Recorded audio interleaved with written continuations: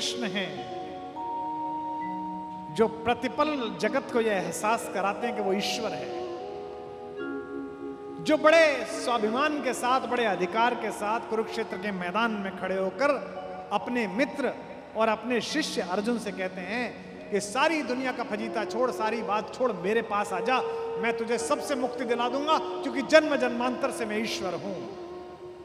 सर्वधर्मान परित्यज्य मामेकम शरणम व्रज, अहम त्वा सर्व पापेभ्यो मोक्षयिष्यामि मा शुचः।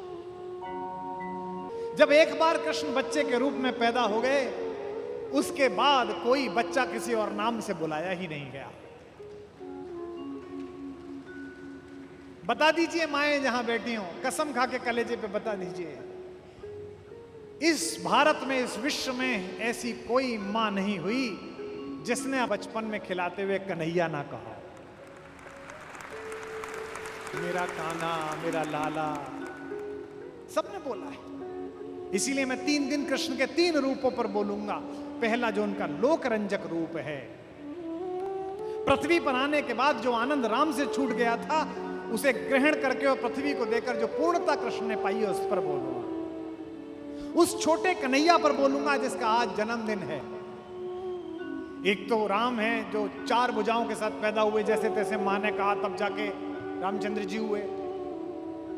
एक कृष्ण है जो इतना विराट भी यशोदा की गोदी में इतना छोटा बच्चा बनकर पैदा हुआ। आज से वर्षों पूर्व गंगोत्री में मैंने कहा था कि कृष्ण से बड़ा कोई पूर्ण पुरुष नहीं है। बचपन जिया तो ऐसा कि हर एक मां ने अपने बेटे को कन्हैया कहना शुरू किया। जवानी जी तो ऐसी कि इश्क में पागल बच्चों को आज भी पूरा देश कन्हैया कहता है। युद्ध रचाया तो ऐसा कि 5 निर्वासित लड़कों को विश्व विजेता बना दिया, और ज्ञान दिया तो गीता जैसा, जिस पर सारी दुनिया के नोबेल पुरस्कार कुर्बान किए जा सकते।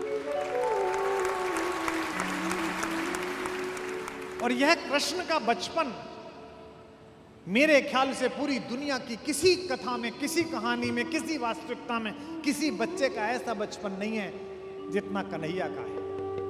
छोटे शिशु के रूप में हमें अन्य धर्मों के देवता भी मूर्तियों में मिलते हैं, मैं उनका अनादर नहीं कर रहा।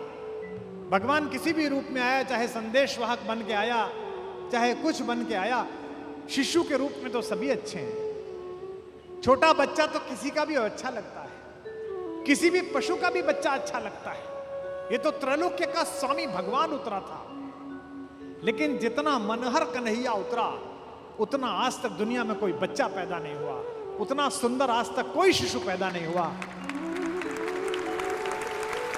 मेरा दिवंगत मित्र देवल मुझे याद आ गया, कवि आज सुनने के लिए आए हैं इतने सारे, कि विश्व को मोहमयी महिमा के असंख्य स्वरूप दिखा गया कान्हा, असंख्य स्वरूप दिखा गया कान्हा, असंख्य स्वरूप दिखा गया कान्हा। विश्व को मोहमयी महिमा के असंख्य स्वरूप दिखा गया कान्हा, असंख्य स्वरूप दिखा गया कान्हा, असंख्य स्वरूप दिखा गया कान्हा। सारथी तो कभी प्रेमी बना, सारथी तो कभी प्रेमी बना, तो कभी गुरु धर्म निभा गया कान्हा। गुरु धर्म निभा गया कान्हा, कभी गुरु धर्म निभा गया कान्हा। रूप विराट धरा तो धरा तो धरा, हर लोक पे छा गया कान्हा, धरा हर लोक पे छा गया कान्हा, धरा हर लोक पे छा गया कान्हा। रूप विराट धरा तो धरा तो धरा, हर लोक पे छा गया कान्हा, धरा हर लोक पे छा गया कान्हा, धरा हर लोक पे छा गया कान्हा। रूप किया लघु तो इतना, रूप किया लघु तो इतना कि यशोदा की गोद में आ गया कान्हा, यशोदा की गोद में आ गया कान्हा, यशोदा की गोद में आ गया कान्हा। यशोदा की गोद में आ गया कान्हा, यशोदा की गोद में आ गया कान्हा। किसी ने ईश्वर ऐसा पहले कभी नहीं देखा था, जो इतना छोटा होकर एक मां की गोद में आ जाए, और मां भी कैसी, जो पालने वाली मां है। जन्म देवकी ने दिया है, लेकिन सुख यशोदा को मिला है। क्यों? इस परिसर में किसी को पता है? जब कृष्ण 14 वर्ष के हो गए तब कंस को पराजित किया उन्होंने। पराजित किया तो देवकी ने उनसे शिकायत की। देवकी ने कहा, मेरे लाल तू तो ईश्वर था, तू तो परमात्मा था, अपने माँ और पिता को या मुझे अपनी माँ से तू 14 साल अलग रहा, तूने मुझे बंद रखवाया, पहले क्यों नहीं आया? तो मुस्कुराते हुए मुरलीधर ने कहा, माँ हिसाब बराबर हुआ, पिछली बार तूने मुझे 14 साल के लिए बाहर निकाल दिया था, इस बार मैं तुझसे 14 साल के लिए बाहर आ गया। यह जो शिशु है, यह जो बालक है, दुनिया की माओं ने कभी ऐसा कृष्ण नहीं देखा, दुनिया की माओं ने ऐसा भगवान नहीं देखा था। सूर लिखते हैं कि पालने में झुलाती हैं माता और क्या गाती हैं? कभी भी बच्चे को खिलाते समय कोई भी मां सही लोरी नहीं गाती है। अगर बच्चे आप में से कुछ लोगों ने जरूर पाले होंगे तो उनका अंदाजा होगा, जो छोटा बच्चा पैदा होता है, भाई कोहनी तक हाथ जोड़ लेते हैं माँ बाप। एक तो वो फोनेटिक समझता है, उसको सुलाते समय कोई लोरी गाने की जरूरत नहीं है, आप कुछ भी गा दो, बस वो रिदम में होना चाहिए। मेरी बड़ी बेटी जब छोटी थी तो हम दोनों कॉलेज में पढ़ाते थे राजस्थान में ही, तो मेरी श्रीमती जी क्लास पढ़ाने जाती थी तो इतनी देर मैं रखता था उसे, फिर वो क्लास पढ़ा के आती थी तो वो रखती थी, तो पहले क्लास उनकी पढ़ती थी तो वो जग जाती थी, उसे पता था माँ जाने वाली है, तो मैं उसको गाना सुनाता था। उसका घर में नाम था पोयम, तो मैं उसे सुनाता था, पोयम रोना ना, पोयम रोना ना, और मैं इसमें सुनाता था, मम्मी जाएगी तो अपने नैन भिगोना ना, पोयम। वो इतनी तेज हो गई थी, उसे पता लग गया था कि ये वाला गाना तब गाया जाता है कि जब मम्मी जाती है। तो एक दिन उसने बड़ा अद्भुत काम किया, मैंने उसको कहा पोयम रोना ना, तो उसने मेरे मुंह पे हाथ रख दिया, बोला ना रोना, आपके कहने पे चुप नहीं होंगी। ऐसे ही कन्हैया को मां सुला रही हैं। कैसे? हलरावे दुलरावे मलहावे को जोई सोई कछु गावे। यशोदा को कोई कविता नहीं आती है, यशोदा कोई गायिका नहीं है, यशोदा का स्वर किसी गंधर्व संगीत महाविद्यालय की तपस्या में तपा हुआ स्वर नहीं है, लेकिन बच्चे को संगीत महाविद्यालय का स्वर नहीं चाहिए, दुनिया के हर बच्चे को अपनी मां का आवाज चाहिए, अपनी मां का स्वर। और देखना सूर कितना सुंदर वर्णन करते हैं, दुनिया की हर मां क्या कहती है बच्चे को सुलाने के लिए? शिकायत किससे करती है? ये नहीं कहती कि ये नहीं सो रहा, किससे शिकायत? नींद से शिकायत करती है कि तू नहीं आ रही, निंदिया रानी जल्दी आ जा, उससे कहती हैं। सूर ने कितना सुंदर वर्णन करा है, यशोदा हरि पालने झुलावे। सूरदास गाते हैं, यशोदा हरि पालने झुलावे, यशोदा हरि पालने में झुलावे, यशोदा हरि पालने में झुलावे, यशोदा हरि पालने में झुलावे, हलरावे दुलरावे मनावे, हलरावे दुलरावे मनावे, जोई सोई कछु गावे। यशोदा हरि पालने में झुलावे, यशोदा हरि पालने में झुलावे। फिर क्या कहती है? नींद से, मेरे लाल को आऊ निंदरिया, मेरे लाल को आओ निदरिया, मेरे लाल को आओ निंदरिया, मेरे लाल को आओ निदरिया, काहे न आन सुलावे, यशोदा हरि पालने में झुलावे, यशोदा हरि पालने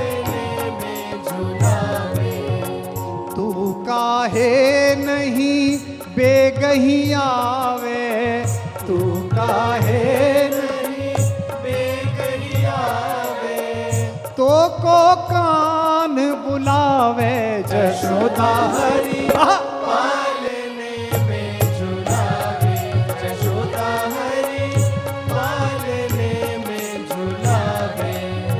सोवत जान मौन वे रही रहे, सोवत जान मौन है रही, करी करी सैन बतावे जशोदा हरी। पालने में झुलावे जशोदा हरी, पालने में झुलावे।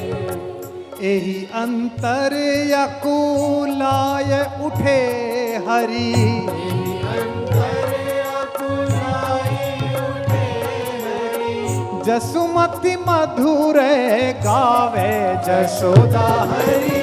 पालने झुलाइए झुलावे जशोदा हरि। पालने में झुलावे। और सूरदास कहते हैं कि जो सुख मुनियों को, संतों को, देवताओं को दुर्लभ है, भगवान को इतनी देर निहारना चुपचाप,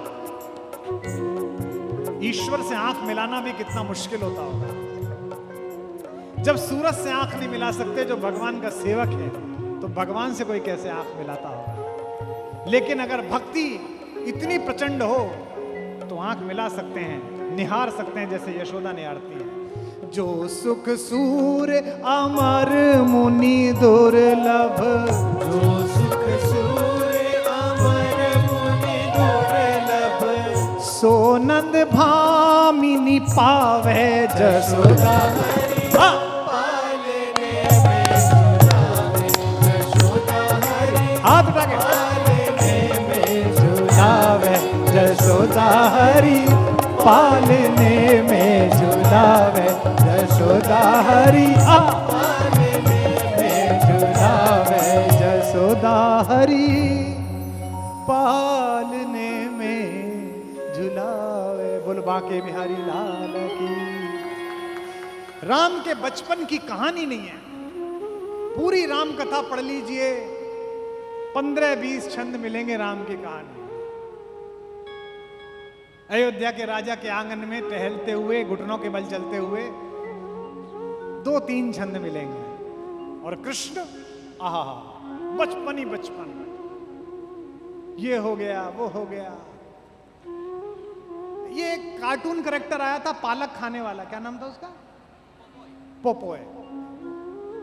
वो पालक खाता था और उसमें बड़ी शक्ति आ गई, तो सारी माएं अपने बच्चों को पालक खिलाती थी कि देखो पोपोय जैसे बन जाओगे। होता है ना। अब कन्हैया भी ऐसे ही करता है, तो वो दूध नहीं पीता। अच्छा, जिनके दूध हो रहा है, घर ही हीरों का है, नंद बाबा तो 80,000 गाय, तो घर में दूध है, शुद्ध दूध है, तो मां कहती है दूध पी। बोले इससे क्या होगा? उस समय में पुरुषों के लिए आकर्षण का विषय उनकी चोटी होती थी, तो मां कहती थी तेरी चोटी बढ़ेगी।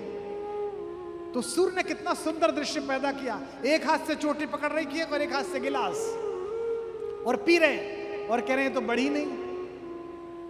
मैं कितनी बार मैंने दूध पी लिया। मैया कबहू बढ़ेगी चोटी, मैया कबहू बढ़ेगी चोटी, मैया कबहू बढ़ेगी चोटी, मैया कबहू बढ़ेगी चोटी।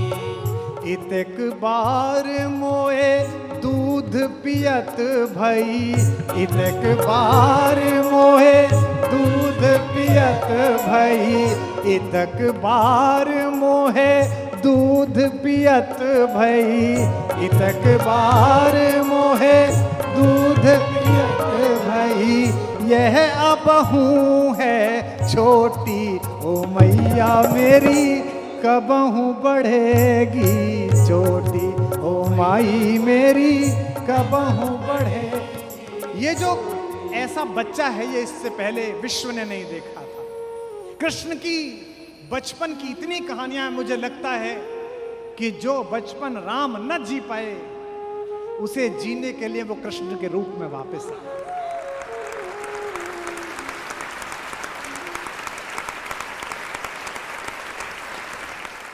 अचानक कर्ण ने अपने तरकश में तीर निकालने के लिए हाथ डाला और जैसे ही तीर निकाला, तीर के ऊपर एक सांप लपटा हुआ आया।